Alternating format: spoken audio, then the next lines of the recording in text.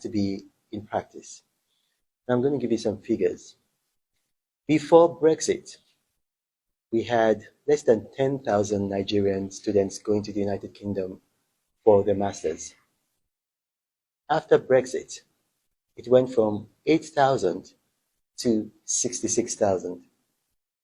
So you can see when you're in control of your visa policies and all of that, we're seeing more of a Commonwealth advantage.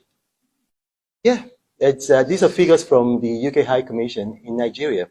It was 8,000. I can actually give you the exact figures if you want. It was 8,000 before Brexit, and last year it was 65,929.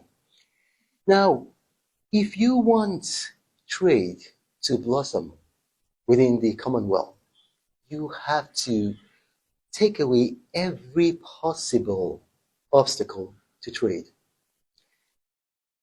Forbes has listed 7 Nigerians in their list of 100 richest people in the world. Dangote, Abdul Samad Rabiu. Then you have Mike Adenuga. You also have Tony Elumelu, Femi Otedola, Folorunsho Alakija. Now, if you look at these people, before Brexit, where were they getting credit? Because nobody starts a business with their own money. Mike Adenuga was very wealthy before he started Globacom. My wife worked in his bank. So we had an idea of how individually wealthy he was. But you don't start a conglomerate like Glo with your own money. What if it goes bust? You're going to lose everything. Nigerians go to the United Kingdom. They can't open a bank account. Nigerians. Yes. I'm coming there. Nigerians go to Paris. They're able to open a bank account. They go to America. They're able to open a bank account. When Adenuga needed $265 million, guess where he got it from? BNP Paribas. Because he was able to go to Paris and open an account. If he had been able to go to London and open an account with Commonwealth advantage, where would he have sourced that credit from? So you're hurting yourselves when you're doing this, because it's not Nigeria, for example, is one of the with all of the challenges that we've had with the All Progressive Congress, Nigeria is one of the fastest growing economies in the world. If you isolate Lagos, for example, if Lagos was a country, Lagos would be one of the fastest growing economies in the whole world, bar none.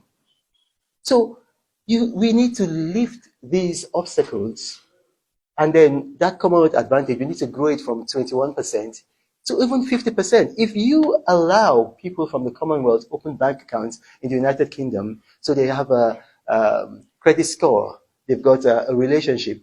If I want to start, John is a former actor. If I wanted to do a Nollywood movie and I needed $1 million, I wouldn't go to BNP Paribas. I wouldn't go to Bank of America. It would be natural for me to go to the United Kingdom. If I say, is it compulsory? And then I wouldn't have somebody go, huh? Because in America, if you use the word compulsory, it's like you're speaking French. You have to say mandatory. So that's what we need to see. We're going back to this 65,929. It seems like a lot, right? Because I saw the High Commissioner very excited. It's a lot, right? If you remove the International English Language Testing System, it will be more than that. But that's a barrier. How can I speak English in Nigeria? I want to go to England to study, and they're telling me to prove I can speak English. It's almost like an insult. Don't you think so?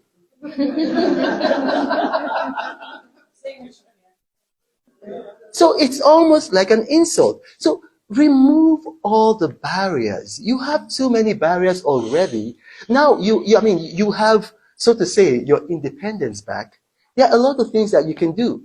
You talked about Mauritius, and it was Maldives. Incidentally, I've been there, and Singapore, and how a lot of things end in London. It's because of the Privy Council.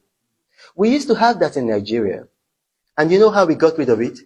It wasn't because it was bad or because we wanted more independence. No. What happened in Nigeria is they had a trumped-up charge against Awolowo in 1963, was it? And they knew that if the case got to the Privy Council, obviously Awolowo would win. And the government said, okay, well, no, Nigeria is no longer a part of the Privy Council.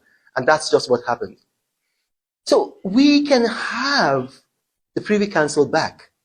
So okay, it's for political matters. You just had an election in Nigeria. Now it's in the courts. So if you have to decide the election in the Privy Council, that's almost like, okay, we don't have independence. But if you say, okay, no problem, you don't have to do that. But for certain matters, let everything end in the Privy Council. And maybe the Privy Council can move from country to country. So it's not just in the United Kingdom. Maybe the Privy Council can be made of people from not just the UK, maybe people from Botswana. So at least it's wider. It will help the UK, it will help Commonwealth countries. A lot of Commonwealth countries right now find it easier doing business with the BRIC countries. Russia. You guys in the United Kingdom think Russia has such a bad name. They've invaded Ukraine and all of that. A lot of these countries, and some of them are even Commonwealth countries. I said, look, we will do business with Russia and China. We will do business not in the dollar, not in the euro, not in the pound, but in the yuan. Why should it be? Because I'm not sure that the reason they are doing that is because they like Russians and Chinese better than they like. I mean, look how lovely Harriet is.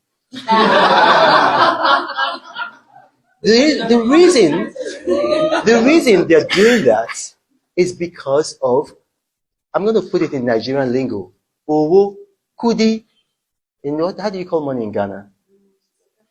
Aha.